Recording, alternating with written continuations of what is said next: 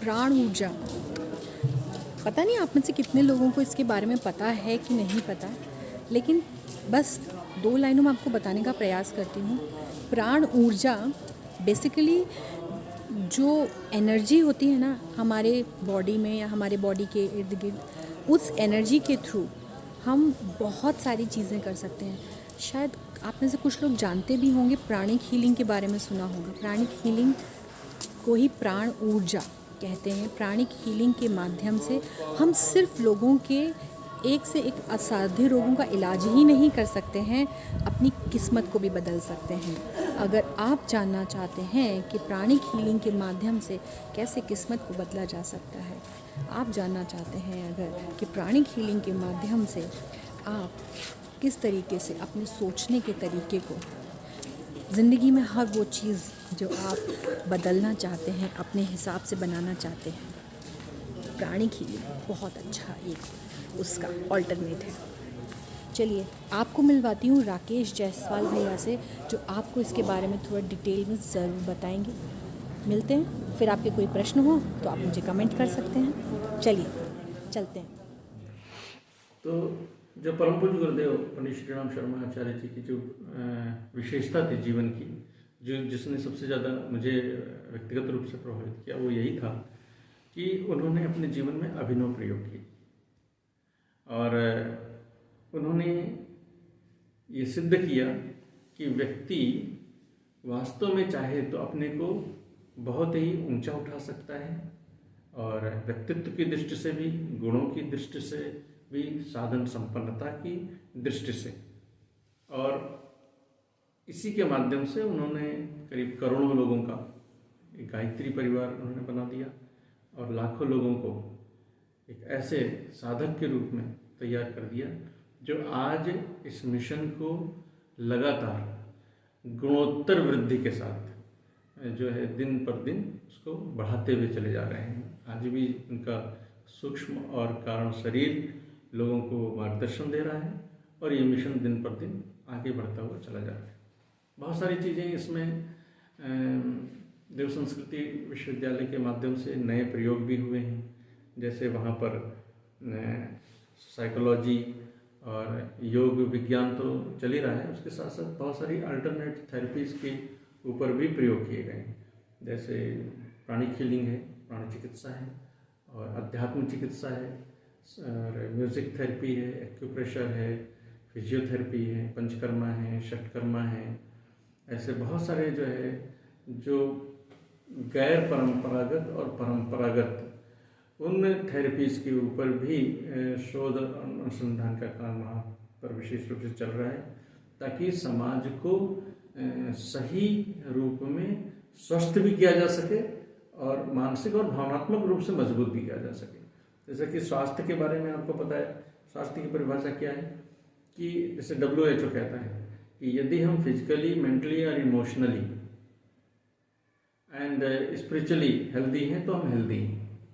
लेकिन आज अगर हम देखते हैं तो कोई व्यक्ति मानसिक रूप से टूटा बिखरा हुआ है, कोई व्यक्ति भावनात्मक रूप से टूटा बिखरा हुआ है, कोई व्यक्ति फिजिकली, तो इसको एक समग्र स्वास्थ्य की जो परिकल्पना जो हमारे ऋषियों ने दी थी, उसको फिर से पुनर्स्थापित करने की जरूरत है और पुनर्जागरण करने की जरूरत है।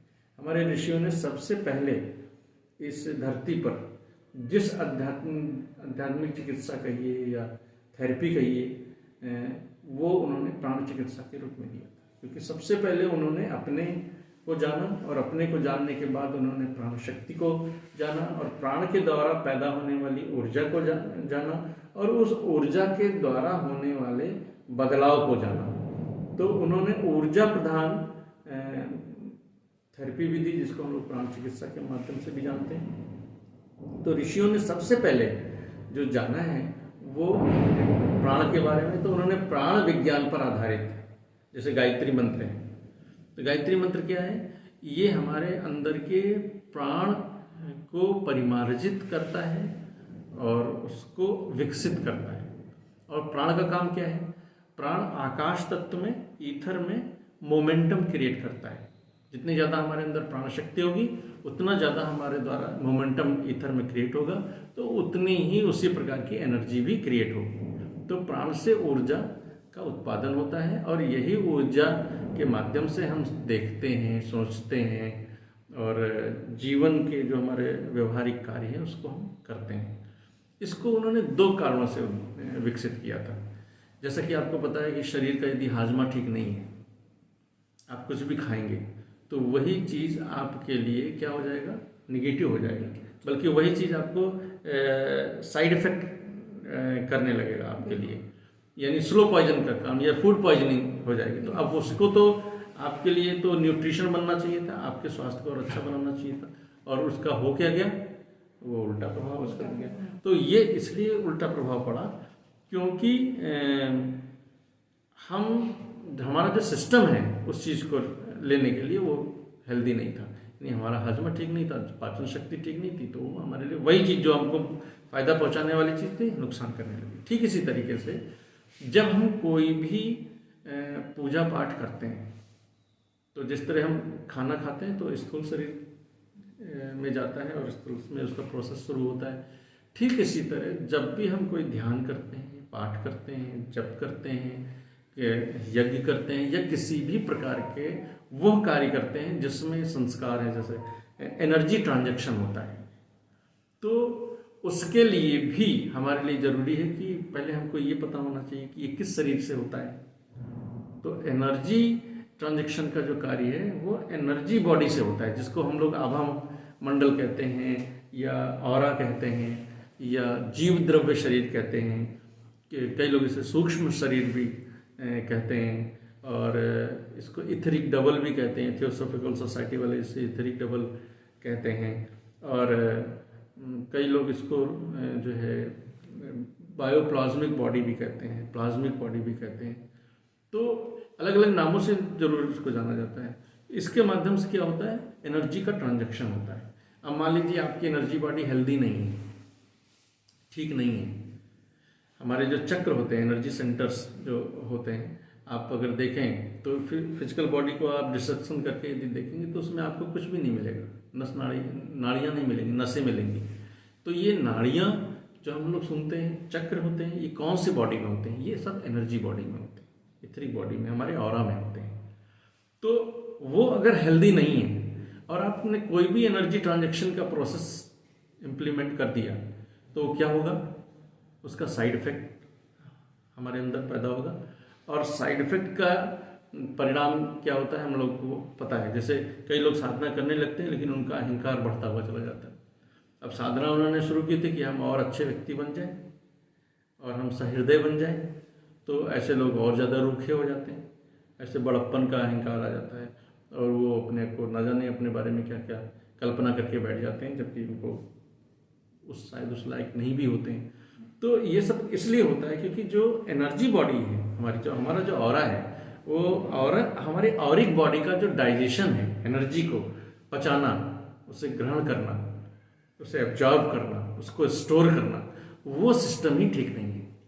तो हमारे ऋषियों ने इसलिए इसको डेवलप किया था सबसे पहला, कि हमारी जिस बॉडी से वो साधना करते हैं, एनर्जी ट्रांजैक्शन करते हैं, शक्ति को ग्रहण करते हैं, वो बॉडी को हेल्दी बनाना, वो ठीक रहे।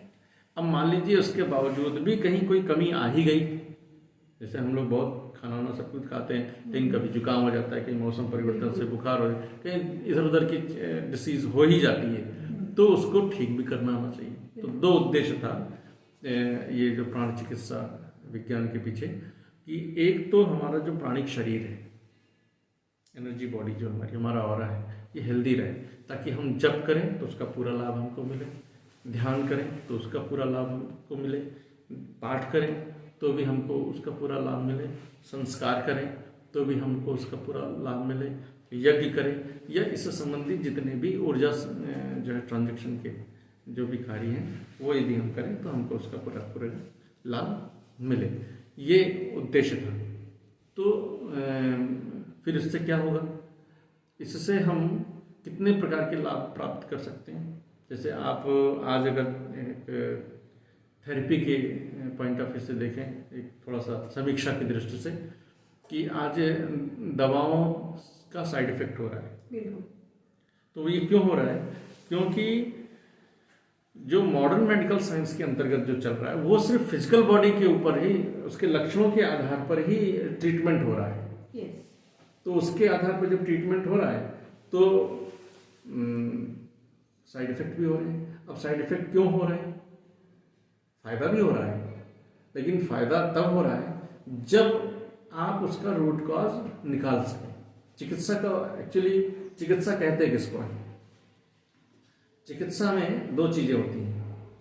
कोई भी चीज हम चिकित्सा जब करते हैं तो उसका रूट कॉज देखते हैं और उसका लक्षण देखते हैं। जैसे फीवर हुआ किसी को, एक मोटा सा उदाहरण हम लोग लेते हैं। फीवर हुआ कि अब उसमें तो शरीर गर्म हो जाता है, आप कोई भी दवा पैरासीटामोल ले लीजिए, फीवर तो आपका उतर जाएगा। लेकिन रूट कॉज जिसकी वजह से फीवर पैदा हुआ था, क्या वो खत्म हुआ? वो नहीं खत्म हुआ, और वो आपके सिस्टम में वो रूट कॉज बना हुआ है। और आपने उसका बुखार तो ठीक कर लिया, बुखार तो उसका साइड इफेक्ट था, वो एक इंडिकेशन था आपको ये बताने के लिए कि आपकी बॉडी में कहीं कुछ गड़बड़ है, कहीं कुछ इन्फेक्शन है।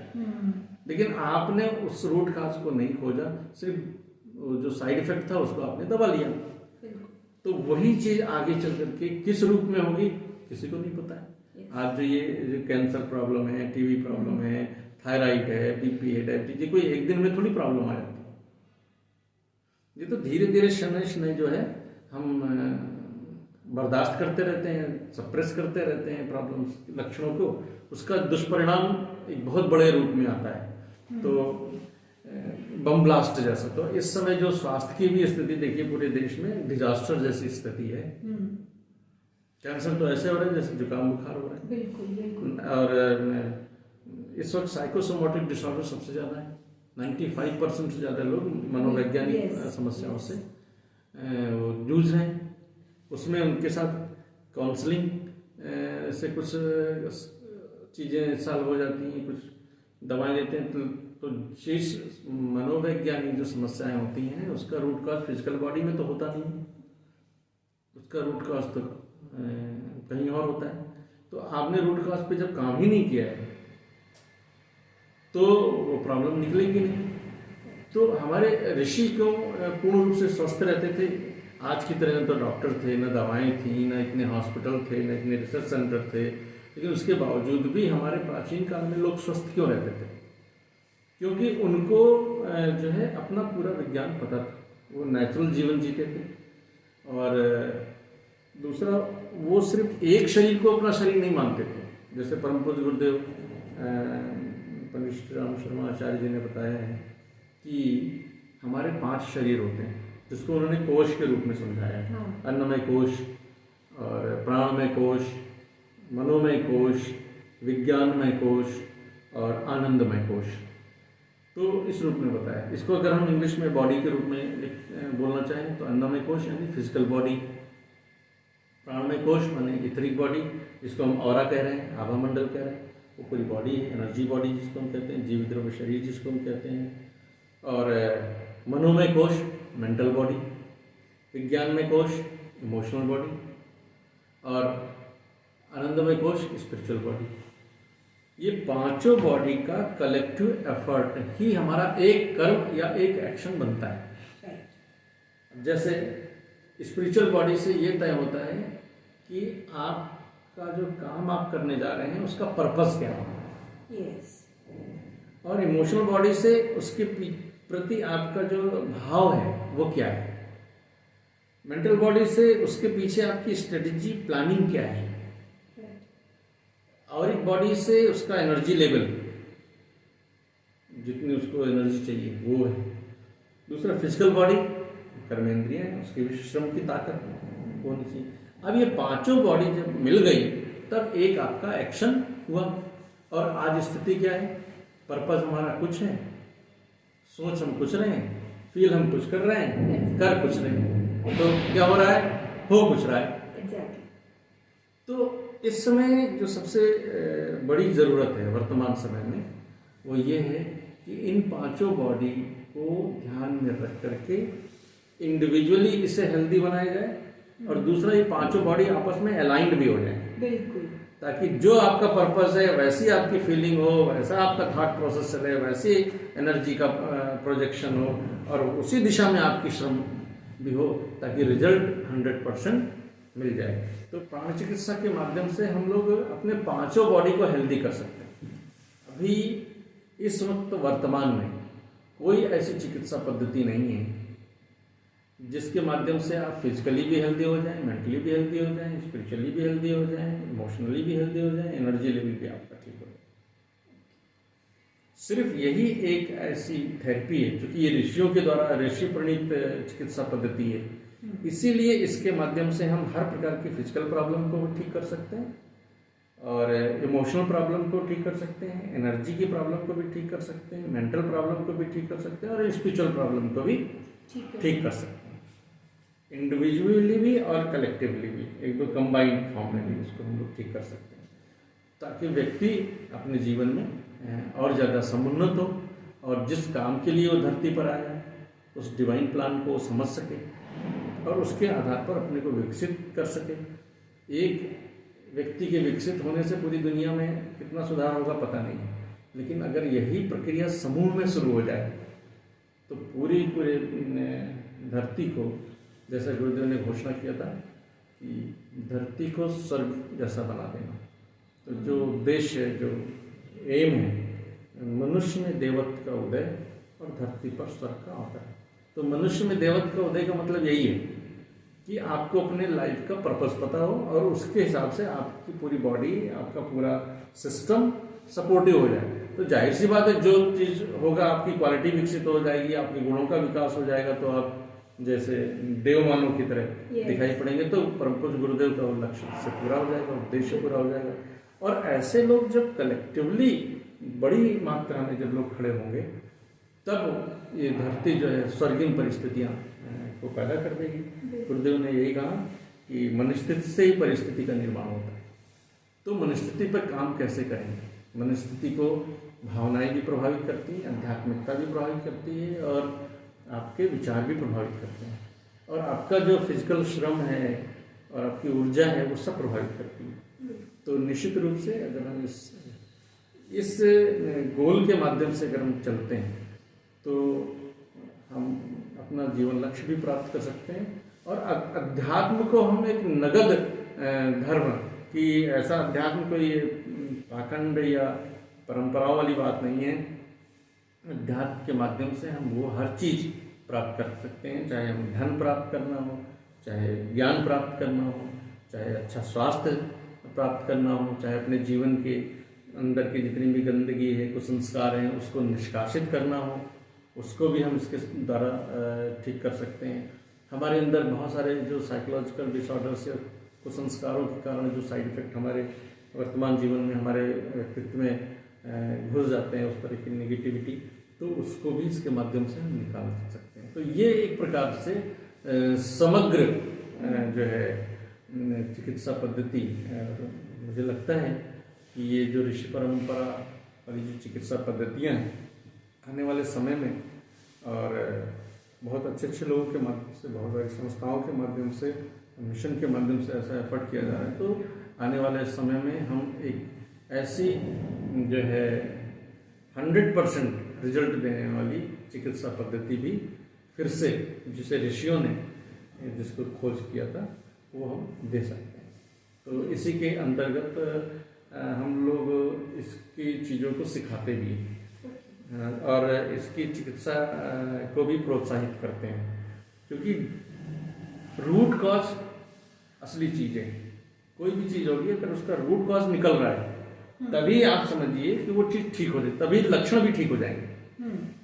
तो इस चिकित्सा पद्धति की जो सबसे विशेषता है, सबसे बड़ी जो विशेषता है वो ये है कि ये चिकित्सा थेरेपी के सारे शर्तों को जो है पूर्ण करती है। जैसे ये रूट कॉज को निकाल देती है और लक्षणों को भी निकाल देती है। तो और कोई चिकित्सा पद्धति में रूट कॉज के ऊपर काम नहीं होता, इतने इस अनुपात में नहीं होता जितना इसे ऋषि प्रणीत चिकित्सा पद्धति में है। और अगर रूट कॉज निकल जाए तो रूट कॉज भी कई प्रकार के होते हैं। जैसे वो मानसिक भी हो सकते हैं। मान लीजिए किसी को डिप्रेशन है या किसी को मानसिक कोई प्रॉब्लम है, तो अब उसका रूट कॉज फिजिकल बॉडी को ट्रीटमेंट करने से नहीं जाएगा, उसकी इमोशनल बॉडी में अगर रूट कॉज है तो उसके इमोशनल बॉडी को ठीक करना पड़ेगा, बिल्कुल। यानी उसके जो है विज्ञान में कोश के ऊपर काम करना पड़ेगा। अगर उसके मेंटल लेवल की प्रॉब्लम हो रही है, थॉट प्रोसेस है, तो उसके मनोमय कोश के ऊपर काम करना पड़ेगा, उसके मेंटल बॉडी पर काम करना, क्योंकि रूट कॉज वहां पर है। तो रूट कॉज जहां पर है, जब तक आप उसको ट्रीट नहीं करेंगे तब तक व्यक्ति के अंदर से वो पूरी तरीके से वो व्यक्ति पूर्ण रूप से स्वस्थ नहीं होगा।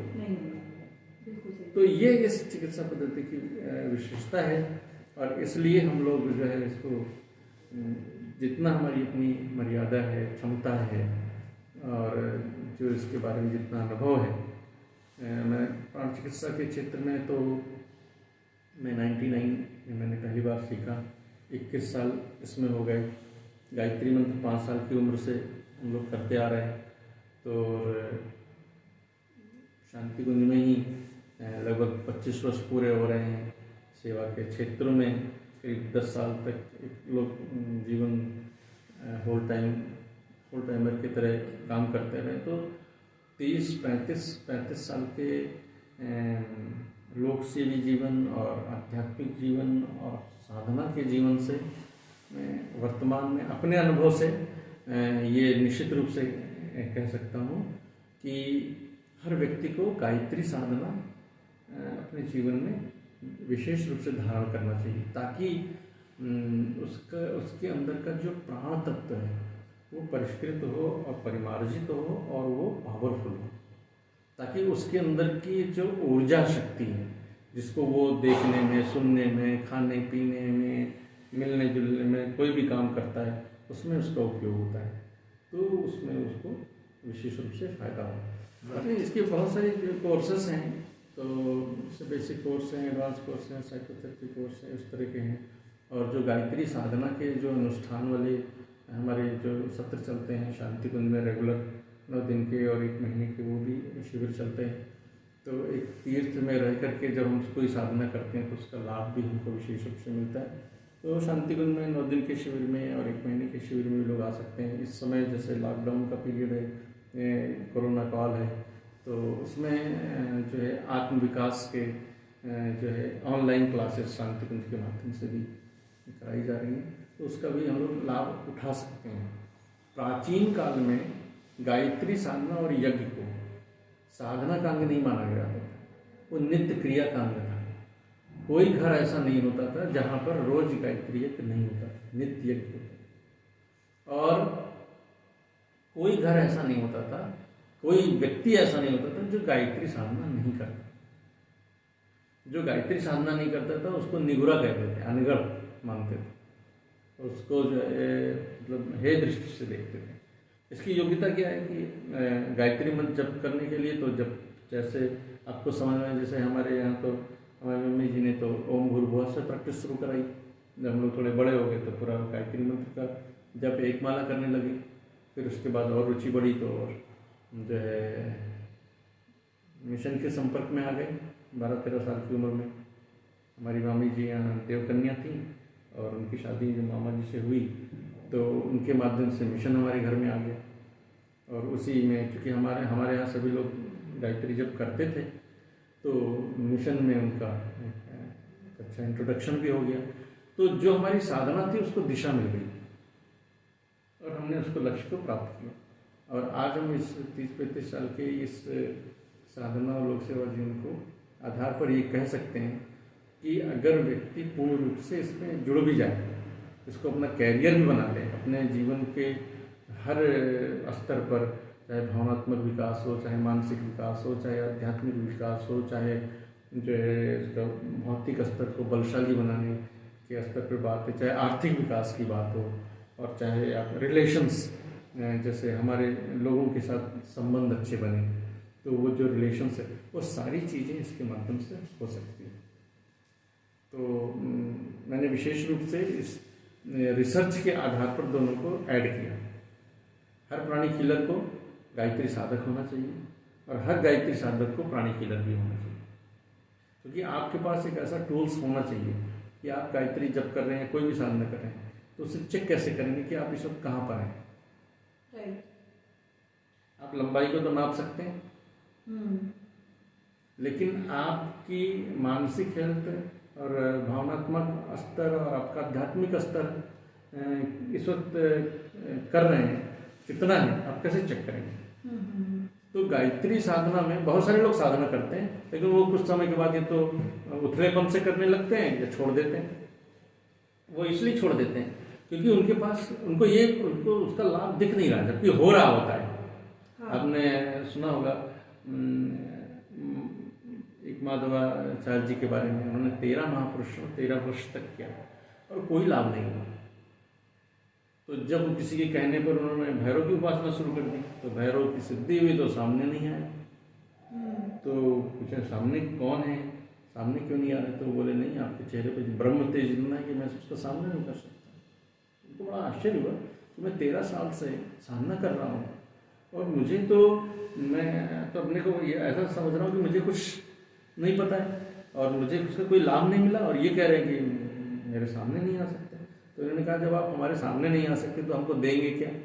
आप सिर्फ मेरा इतना समाधान कर दीजिए कि अभी तक जो हमारी साधना हुई उसमें कहीं क्या चूक थी जो हमको अभी तक उसका प्रत्यक्ष लाभ नहीं दिखा। तो उन्होंने कहा नहीं, गायत्री साधना एक ऐसी साधना है जिसका पूर्ण लाभ जरूर मिलता है। हुआ क्या कि आपने साधना शुरू की, उसकी जो ऊर्जा थी उसने आपके जन्म जन्मांतर के कसाय कलमश को, संस्कारों को निकालने में वो, क्योंकि इसका काम है पहले धोती है, ये पहले आपको प्यूरिफाई करती है। तो आपने पिछले जन्मों में इतने इतने खराब काम किए थे कि उसी को धोने में ये शक्ति पूरी की पूरी खर्च हो गई। लेकिन अब आप भूल गई है, तभी आपको मुझसे भी संपर्क हुआ, तभी मेरी सिद्धि भी आराम से आपको हो गई। अब आप आगे गायत्री साधना करेंगे तो आपको उसका लाभ मिलेगा। फिर आप सोचिए, फिर उन्होंने गायत्री साधना प्रारंभ की और उन्होंने माधव निदान नाम की एक आयुर्वेद की बुक लिखी, जो आज भी आयुर्वेद के स्नातकों को पढ़ाया जाता है। तो आप कल्पना कर सकते हैं कि कई बार हमको लाभ दिखता नहीं है, तो अगर उनको हीलिंग आती होती तो वो अपना स्कैन कर लेते कि अभी हाँ इतनी प्रॉब्लम थी, अभी इतनी निकल गई, इतनी है, और इसको हम और भी टेक्निक से करें। तो ये बहुत आवश्यक है कि अगर आप कोई भी आध्यात्मिक साधना कर रहे हैं तो उसकी स्कैनिंग, और उसमें जैसे हमने बताया ना कि आपका हाजमा यदि ठीक नहीं है और आपने कुछ खा लिया तो नुकसान करेगा, तो आपको कोई चीज़ खाना है तो पहले अपना हाजमा ठीक करिए।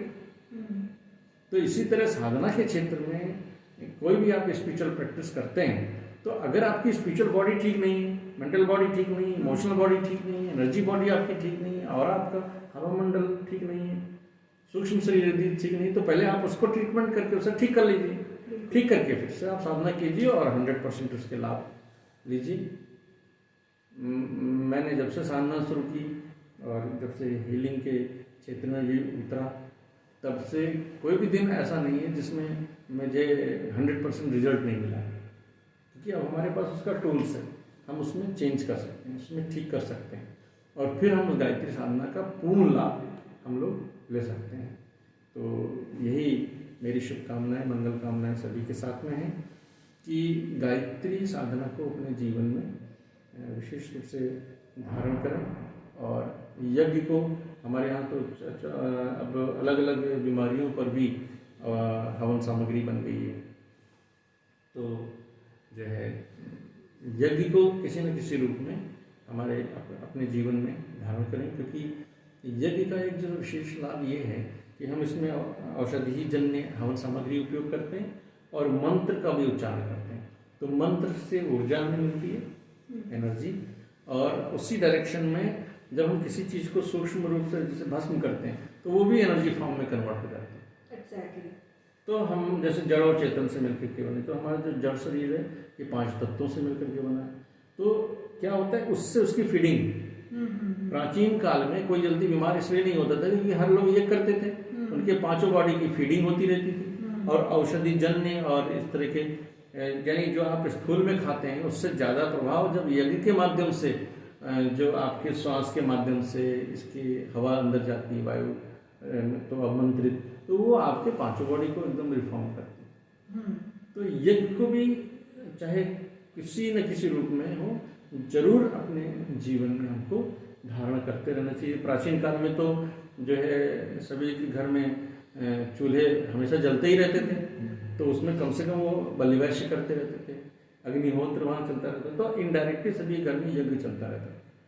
तो कुछ ना कर सकें तो आप नैनो यज्ञ कर लीजिए, ऊर्जा यज्ञ कर लीजिए, और अग्निहोत्र कर लीजिए, बलि वैश्य कर लीजिए, और साधारण जो यज्ञ है उसको करिए। तो वो करने के लिए करने से एक चीज़ तो स्पष्ट हो जाएगी कि आप अपने आप को, अपने परिवार को, और अपने समाज, अपने राष्ट्र को प्रेम करते हैं, आप उनका कल्याण चाहते हैं, आप उनका हित चाहते हैं, क्योंकि इस काम से आपका भी कल्याण होगा और आपके परिवार का भी कल्याण होगा, उनको अच्छे संस्कार मिलेंगे, सबका स्वास्थ्य अच्छा रहेगा, बार बार डॉक्टरों के यहाँ नहीं भागना पड़ेगा। और जो ये शिकायत होती है कि हमारे बच्चे सुनते नहीं हैं, आजकल देखिए जितने बुजुर्ग हो जाते हैं तो वो उनको वृद्धाश्रम में रह रहा है, कोई कहाँ रह रहा है, फैमिली न्यूक्लियर होती जाती है, संवेदना का भाव होता जा रहा है। तो वो सब चीज़ें भी यज्ञ के माध्यम से, गायत्री साधना के माध्यम से नियमित रूप से, हाँ, उपासना साधना आराधना को अपने जीवन में धारण करने से ये सारी समस्या खत्म हो जाएगी। क्योंकि समस्त समस्याओं का कारण एक ही है, निगेटिविटी। चाहे वो एनर्जी की हो, चाहे भाव का हो, चाहे विचार का हो, चाहे शरीर का हो, चाहे आध्यात्मिक स्तर की निगेटिविटी, किसी भी स्तर का। और हर समस्या का समाधान एक ही है, क्रिएटिविटी। गायत्री मंत्र पावर ऑफ क्रिएशन है। यदि आपके जीवन में क्रिएटिविटी आएगी तो चाहे किसी भी प्रकार की निगेटिविटी है वो सब निरस्त होती हुई चली जाएगी, निकलती हुई चली जाएगी, और आपका जो व्यक्तित्व जो है वो एक प्रामाणिक और स्वस्थ और एक इफेक्टिव व्यक्तित्व के रूप में आप उभरते हुए चले जाएंगे, जिससे आप अपना भी कल्याण कर सकते हैं, अपने परिवार, समाज, राष्ट्र का भी कल्याण कर सकते हैं, पूरी धरती का कल्याण कर सकते हैं। अपनी बात को मैं यहीं पर विराम दूंगा, और आप सबके लिए बहुत बहुत शुभकामनाएं, मंगल कामनाएं। कोई प्रश्न है तो आप कर सकते हैं। बहुत बहुत धन्यवाद करना चाहेंगे हम राकेश भैया का, जिन्होंने हमें इतनी डीप जानकारी दी। प्राणिक हीलिंग, ऊर्जा से शरीर का उपचार करना, अपने मानसिक रोगों का उपचार करना, अपने स्थूल शरीर, सूक्ष्म शरीर, इन सब का उपचार करना, और इनके ये होते भी हैं कि नहीं इसके बारे में आज शायद आप में से बहुत सारे लोगों को पता होगा, बहुतों को नहीं पता होगा। उसकी एक जो जानकारी हमें मिली, इसके लिए हम बहुत बहुत आभारी हैं। मैं चाहूँगी आप सब लोग इसका लाभ उठाएं, और इसके विषय में आपको जो भी जानकारी चाहिए होगी उसकी डिटेल्स हम डिस्क्रिप्शन बॉक्स में दे देंगे। उसके अलावा दूसरी चीज़ एक और आपको बोलना चाहूँगी कि जो गायत्री साधना के बारे में जो बात बताई है भैया ने, वो किसी जाति धर्म विशेष के लिए नहीं है, वो मानव विशेष के लिए है, मानवता को उन्नत करने के लिए है। तो आप इसे बिना किसी मन में शंका को लाए हुए कर सकते हैं। कैसे करना है वो सारी जानकारी हम आपको डिस्क्रिप्शन बॉक्स में दे देंगे। और यहीं पर मैं आपसे बस यही बोलूँगी कि इस तरीके की और भी बहुत सारी जानकारियाँ हम आपके साथ में लेके आने वाले हैं या शेयर करने वाले हैं, तो हमारे साथ बने रहिए। और फिलहाल हम राकेश भैया के बहुत बहुत आभारी हैं। धन्यवाद भैया आपका।